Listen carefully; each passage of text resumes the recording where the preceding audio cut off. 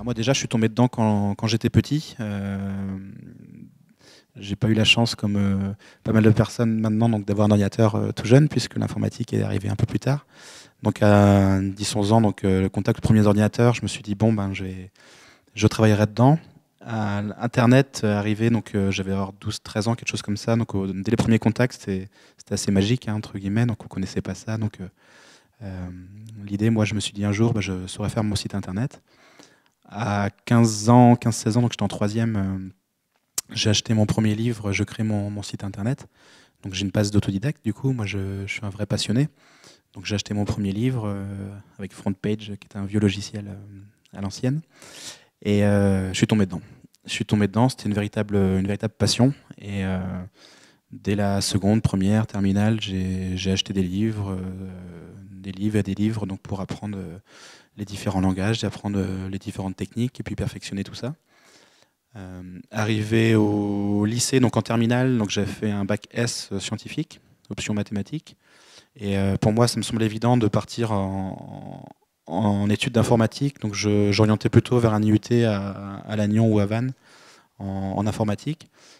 Sauf qu'une fois fait les visites, moi j'ai entre guillemets un peu pris peur sur place. Donc ça a été un vrai bouleversement puisque je me suis dit ouais, mais est-ce que je me vois faire que l'informatique dans un bureau, enfin dans un peut-être que c'est qu'une passion. Moi j'aime bien aussi communiquer avec les gens, j'aime bien peut-être la communication. Je mettais pas encore trop les mots à l'époque dessus, mais j'ai pris peur. Et je me suis dit, bah, finalement, c'est peut-être qu'une passion, et je vais peut-être aller voir autre chose. Et il s'est mis quoi, 3 semaines. J'avais 3 semaines pour faire volte-face, et j'ai décidé de partir plutôt à l'IUT de Saint-Brieuc, donc en DUT Tech Deco. C'est commerce, communication, marketing. Et donc je suis parti dans cette voie. Et donc l'IUT, c'est 2 ans. Pendant ces 2 années, j'ai continué à me perfectionner. Je suis passé clairement un niveau encore au-dessus. Là, on a vu des langages un peu plus techniques. Même pour l'anecdote, j'avais développé à l'époque, il n'y avait pas Facebook, et j'avais développé le site des étudiants de l'IUT, où tous les gens en fait envoyaient leurs photos des soirées. Il y avait des commentaires, il y avait des chats, il y avait des blogs. Enfin, il y avait pas mal de choses que je m'étais amusé à développer. Les projets tutorés, donc c'est les projets qu'on fait dans le cadre de l'IUT. On avait créé une web TV. C'est moi qui l'avais créé, bien évidemment. On faisait des vidéos, on faisait pas mal de choses, donc toujours à fond là-dedans. Mes stages, j'avais fait dans une agence de com, donc je travaillais sur le site. Enfin, malgré tout, j'arrivais pas à ressortir de ce cadran-là. Je faisais même des stages un peu optionnels, on va dire, mais pour pouvoir travailler avec des entreprises, faire leur site internet. Et alors j'étais major aussi de l'informatique dans la promo, en communication. J'étais pas le major, mais j'étais on va dire très bien classé. Je me souviens plus bien, mais on va dire dans les 5 premiers. Et même les étés, j'avais commencé, même avant de mes services, plutôt que d'aller travailler en petit boulot, je vendais déjà, mais j'avais réussi avec mon petit réseau personnel à vendre mes premiers sites internet directement. Donc pour moi, ça me semblait évident en fait qu'il fallait que d'une manière ou d'une autre, j'arrive quand même à revenir dedans. Et donc je me suis dit, bah, il y a moyen de faire un mélange des deux. C'est pas parce que j'avais appris pas mal de choses donc avec l'IUT, notamment en communication, en marketing. Mais je me suis dit, il faut absolument que je revienne vers la partie technique. Et donc, j'ai regardé vers quoi je pouvais rebifurquer. Et il y avait une école qui m'attirait énormément, parce qu'à l'époque, il y avait beaucoup moins d'écoles publiques, en tout cas, parce que j'avais pas de gros moyens donc, pour vraiment spécialisé web. Et il y a une école à Toulon qui m'avait séduit. C'était l'école Ingémédia, qui a pas mal évolué depuis, mais à l'époque, il y avait un cursus de 3 ans purement technique, développeur, et les 2 autres années après, c'était plutôt du stage ou de la gestion de projet. Et donc, j'ai absolument pas le profil, hein, puisque c'était plutôt du développeur pur, mais je me suis dit, ben, il faut que je fasse le tout pour le tout. Et donc, j'ai écrit une lettre de motivation. Pour l'anecdote, elle avait rien de très conventionnel, on va dire, puisque je me suis dit, si je fais comment dire, une demande traditionnelle, je vais être sorti du cursus, puisque j'avais pas du tout le profil. Donc je me suis dit, ben, je suis pas conventionnel, donc je vais faire une lettre non conventionnelle. Et je me suis mis à écrire une lettre de 3 ou 4 pages, je me souviens plus, où j'ai vidé mes tripes en fait. J'ai dit ce que j'avais sur le cœur, que j'étais passionné, tout ce que j'avais fait, que même pendant mes vacances, j'achetais mes livres, enfin, etc. J'avais raconté tout ce que j'avais fait, enfin, que c'était pour moi une évidence qu'il fallait aller là-dedans, etc. Enfin, je pense qu'on pouvait pas être plus motivé que la lettre que j'avais fait. Même à la fin, j'avais dit, je suis désolé, je sais qu'elle n'est pas conventionnelle, mais je sais que, tel que je vous l'ai dit, je l'avais écrit carrément sur la feuille, quoi. Je sais que si je vous avais fait une candidature classique, j'aurais pas été pris. Donc excusez-moi, mais en tout cas, voilà, j'avais tout ça à vous dire. Et du coup, j'ai eu la chance, ou en tout cas, j'ai été pris directement, donc sans même passer les entretiens. Donc c'est que la lettre a fait son effet. Et donc j'ai intégré cette école, donc du coup qui m'a réconforté puisque j'avais largement le niveau et au contraire j'étais bien placé. J'étais plus le major là, parce qu'il y avait quand même du bon niveau en face, mais un niveau correct, on va dire dans le premier tiers. Donc j'étais assez content. Et je suis arrivé en stage moi donc dans une agence de communication à Rennes, une belle agence là. Et là ça s'est extrêmement bien passé. Et en fait pour eux c'était vraiment intéressant, puisqu'ils avaient un stagiaire qui arrivait avant tout le monde le matin et puis qui repartait après tout le monde le soir. Donc j'étais vraiment très impliqué. Et c'était intéressant pour eux, puisque du coup, alors moi là c'est par rapport à mon cursus, mais avec ma double casquette, entre guillemets, avec le côté commerce, j'allais en rendez-vous en fait avec les clients. C'est même moi des fois qui traitais le rendez-vous, puisque à l'époque ils connaissaient pas grand-chose dans l'internet. Il valait mieux que je sois là d'ailleurs, parce que vu les aberrations qu'ils disaient, c'était... Et donc j'allais en rendez-vous, je faisais la production derrière, j'étais avec les graphistes en lien pour gérer les projets. Et pour eux c'était vraiment super, quoi. D'autant plus que voilà, je partais des fois, il était 22h le soir, 23h. Enfin, j'étais vraiment très très impliqué. Et à l'issue de ce stage, ils m'ont dit écoute, je sais pas ce que tu comptais faire, mais en tout cas tu pars pas. Et je dis non, il me reste mon master à terminer. Et elle me dit on va en discuter, mais en fait l'idée c'est que du coup c'est que tu restes. Donc on a discuté. Et moi j'ai expliqué, ils m'ont dit c'est quoi tes projets pour plus tard, qu'est-ce que tu comptes faire, comment tu te projettes. Et moi je leur ai dit à terme en tout cas j'aimerais bien créer mon entreprise, parce que c'est mon truc. Je suis pas issu de ce milieu, mais en tout cas c'est mon truc, j'ai ça dans le sang. Et donc ils m'ont laissé quelques jours, ils ont réfléchi entre eux, ils m'ont reconvoqué. Et en fait là ils m'ont proposé écoute, comme tu le sais, on a plusieurs agences, il y en avait 3 à l'époque je crois. Donc on en a créé d'autres depuis, mais si tu veux, on peut créer une entreprise ensemble. Tu récupères toute l'activité web, on va dire, du petit groupe sans prétention. Et tu n'as pas à te soucier de la provenance des projets. Par contre, faut assurer derrière. À toi de monter l'équipe, à toi de faire toute la technique derrière, de faire tous les offres, de monter en fait toute une activité web. Et voilà, donc c'était un sacré challenge. Et du coup, donc, après réflexion, je me suis dit, est-ce que je continue? Mais en gros, j'allais chercher juste le diplôme, puisque du coup, les 2 ans qui restaient, c'était 6 mois de stage et 9 mois de stage. Donc sur un an, les cours, j'allais pas apprendre grand-chose. Je dis l'expérience, je vais l'acquérir forcément en travaillant là. Donc j'ai réfléchi, ça m'a empêché de dormir quelques nuits, et j'ai finalement dit oui. Donc on est parti dans l'aventure. Donc là, autant vous dire que c'était assez sportif, passer de stagiaire à responsable déjà de société et de vrais projets. Après, il y avait toujours l'étiquette du stagiaire, donc si je savais pas trop faire, on pouvait toujours jouer là-dessus. Là, je pouvais pas. Et donc j'étais dans le grand bain assez rapidement, d'autant plus qu'on avait des projets assez intéressants. On a eu la chance de bosser sur des budgets assez nationaux, sur des projets d'envergure, qui m'a d'ailleurs fait défaut des fois, parce qu'arriver à 21 ans pour défendre un gros budget national, c'était un peu compliqué des fois. Mais voilà, donc j'ai approfondi. Donc là, j'ai dû apprendre beaucoup de casquettes, beaucoup de métiers, parce que à l'époque, je faisais beaucoup de choses dans pas mal de métiers, donc on va en parler. Et donc là, on était plusieurs développeurs du coup que j'ai pris, que j'ai encadré comme j'ai pu. Donc on était 2-3 développeurs, plus des stagiaires. Enfin voilà, toute une petite équipe qu'on a gérée. Et donc cette aventure a duré 3 ans. Et au bout de 3 ans, ça marchait bien. Mais moi, je voulais, pour différentes raisons, j'avais la volonté d'aller voir ailleurs et de revenir sur Saint-Brieuc, puisque je suis originaire de Saint-Brieuc et voilà, j'avais ma compagne qui était là, entre autres. Et là, je me suis mis indépendant, donc tout seul, et puis donc sur Saint-Brieuc, donc développeur, à gérer mes sites internet, à gérer les clients. Ça a duré 1 an, Au bout d'un an, j'arrivais déjà pas plus à fournir puisqu'il y avait trop de boulot pour moi tout seul. Donc j'ai remonté une société à Saint-Brieuc. Donc là on a embauché quelques personnes. Donc on est monté à deux ou trois développeurs, chefs de projet, graphistes, plus un réseau de partenaires avec qui on bossait. Donc la société là, ça fait maintenant 6 ou 7 ans, on est dans la 7e année.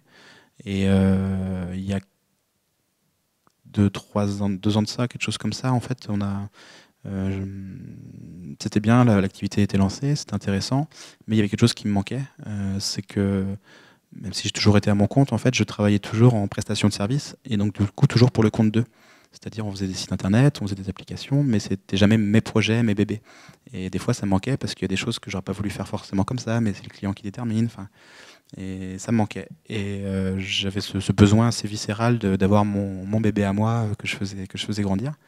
Donc j'ai imaginé plein de choses. J'ai failli. J'ai étudié la possibilité de faire des rachats de site e-commerce, j'ai vraiment étudié. J'ai même failli, pour l'anecdote, racheter un site e-commerce de vêtements pour chiens. Il y avait une belle opportunité, il était vraiment pas cher et il y avait un marché, c'était bien référencé. Mais bon, il fallait aimer le produit et c'était pas mon truc. Et puis j'ai fait une rencontre avec une personne qui avait aussi des idées et on a eu des idées justement, et on a créé une nouvelle société donc qui a 2 ou 3 ans maintenant aujourd'hui. Et là on édite nos propres produits. Et les produits qu'on édite, on est fabricant du coup par exemple d'une borne photo. Je ne sais pas si vous avez entendu parler, c'est la borne photo Selfeasy qu'on commence à voir pas mal par ici. Et qui ont travaillé avec le Conseil d'EP d'ailleurs, voilà. Et une borne photo, donc là c'est du numérique, c'est la tactile. On est fabricant aussi carrément de tout l'ensemble. On a toute une gamme de bornes de jeux aussi tactiles qu'on distribue, qu'on développe. On a une application mobile aussi qu'on commercialise. Enfin, il y a pas mal de produits, il y a pas mal de choses. Ce qui permet comme ça d'avoir ce qui me manquait. Donc d'avoir le côté prestataire de service et le côté éditeur qui est un peu de l'autre côté de la barrière du coup. Mais ça reste le même métier, mais avec deux approches différentes. Et donc sur l'Oasis, la première société, on a fait évoluer un peu le système aussi. On va en parler justement sur l'évolution du métier, parce qu'on avait je m'incluais dedans quand je disais 3 en fait, développeurs. Et en fait, les métiers évoluent considérablement, et à un moment donné, 2 profils ne pouvaient pas tout faire. Il y a tellement de métiers, du coup, tellement de spécialisation. Et je me suis dit, c'est soit il fallait que j'embauche 4-5 personnes de plus pour pouvoir faire... en gros, il fallait un développeur mobile, il fallait un développeur, un expert serveur, mais j'avais pas les moyens et pas le volume pour les alimenter.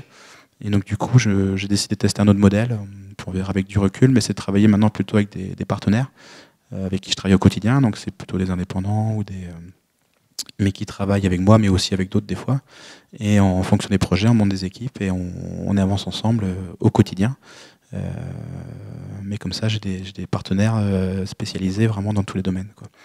Et donc voilà. Et les 2 équipes maintenant font à peu près on va dire au quotidien, une petite équipe à peu près une petite dizaine de personnes. Et donc voilà. Et puis la nouvelle société commence à bien se développer également. Donc on vient d'apprendre aujourd'hui qu'on a été sélectionné par la French Tech pour exposer au CES. C'est notre borne photo qui sera au présent. Donc c'est le salon de l'innovation mondiale pour ceux qui connaissent pas. Donc c'est notre start-up qui a été sélectionnée sur le stand officiel de la French Tech. Donc c'est assez enrichissant, c'est assez encourageant, je veux dire. Donc voilà, pas mal de perspectives et donc voilà. La semaine type, à quoi elle ressemble? Donc c'est pareil, le lundi matin, on commence aussi par faire le planning de la semaine. Donc une petite réunion. Déjà avant la réunion, c'est déjà une préparation de la réunion. Donc c'est qu'est-ce qu'il va falloir aborder, qu'est-ce qui a été fait la semaine dernière, les problèmes qu'il y a eu éventuellement l'année dernière, comment on peut les résoudre, et puis surtout qu'est-ce qu'il va falloir faire cette semaine. Donc on fait une réunion donc avec les différents interlocuteurs, qui peuvent être en réalité des fois plusieurs réunions, puisque j'ai plusieurs interlocuteurs et pas toujours sur le même projet. Donc ça dépend un peu, mais en gros la matinée elle passe surtout à être planifiée, puis à faire le point, et que chacun sache précisément ce qu'il doit faire dans l'équipe. Après, il va falloir donc s'atteler à la tâche, donc en fonction des rôles de chacun. Chacun fait sa partie, donc le graphiste va illustrer, va faire ses maquettes de son côté. Il y a des allers-retours qui se font entre nous, plus ou moins furtifs, mais en tout cas, des fois c'est des questions, valider des grands axes de création. Le développeur, du coup, va par définition développer. Donc c'est la ligne de code, c'est être derrière l'ordinateur pour avancer sur les projets. L'intégrateur, enfin après il y a différents types de profils. Et après le but c'est de faire des petites réunions, enfin des présentations un peu internes. Après ces présentations aux clients, donc des rendez-vous ponctuels sur les avancements du projet, réunion physique ou à distance, puisque des fois donc on peut envoyer un lien tout simplement puis échanger au téléphone. Ça ne sert pas toujours à quelque chose de se déplacer physiquement. Et alors ça c'est quand ça se passe bien, mais du coup il y a toujours des imprévus, parce que le planning qui est prévu n'est jamais réalisé. Je n'ai pas souvenir d'une semaine où tout avait été planifié à l'avance. Et donc après voilà, c'est un des je vais pas dire des atouts parce que c'est pas toujours un atout, mais une des spécificités du métier, c'est qu'il peut arriver une urgence qu'on n'avait pas prévue, et donc il faut intervenir tout de suite, ou dans un délai en tout cas très raisonnable. Pas plus tard qu'il y a une semaine, il y a eu un client, l'outil était un outil d'extranet de commande, donc c'est une usine qui fonctionne avec un outil. L'outil il est stabilisé depuis 7 ans. Tous ses clients l'utilisent, toute l'usine est derrière. Et il m'appelle en catastrophe à 9h. J'ai plein d'appels, ça marche pas. Donc là, il faut pouvoir interagir, parce que sinon c'est toute une entreprise, une quarantaine, cinquantaine de personnes qui est bloquée, plus tous ses clients, ses systèmes U, enfin c'est des gros clients derrière. Donc voilà, donc on a dû regarder, il a fallu une heure et demie le temps de trouver d'où venait le souci. Mais voilà, voilà, donc ça fait partie des aléas du métier. Il y avait une explication technique, c'était eux qui avaient fait une mauvaise manip, hein, mais en tout cas, il a fallu intervenir. Donc il y a quand même souvent des petits imprévus comme ça, de notre fait ou pas forcément, mais voilà, ça ponctue, on va dire, la semaine. Et il y a une partie aussi assez importante, l'air de rien, qui est allouée à la veille aussi également, parce qu'on est sur un marché qui évolue énormément. Pas plus tard que tout à l'heure, j'ai appris qu'il y avait encore un nouvel outil qu'on va utiliser maintenant, et j'ai pesté contre moi et contre mon développeur mobile de ne pas l'avoir découvert avant, parce qu'on aurait gagné des heures et des heures et des heures de travail. Mais voilà, c'est parce qu'on a recherché, on avait une remontée d'informations qui ne se faisait pas dans nos outils, enfin bref, et en cherchant un peu, on a découvert qu'il y avait un outil qui permettait d'avoir l'information tout de suite au lieu de passer des heures. Donc, voilà, donc si on ne fait pas cette veille, si on ne fait pas cette recherche, parce que peut-être qu'il y a un an, l'outil là n'existait pas, je ne sais pas depuis quand il existe, mais en tout cas, le fait de le connaître maintenant va nous faire gagner des heures précieuses, et le temps, c'est l'argent, on peut faire plein d'autres choses en attendant. Donc voilà, donc c'est une partie assez importante à faire de la veille, à suivre des blogs, à suivre des réseaux sociaux, à suivre des formations également, des salons, enfin il y a plein de choses à faire, et c'est indispensable dans ce métier, quoi.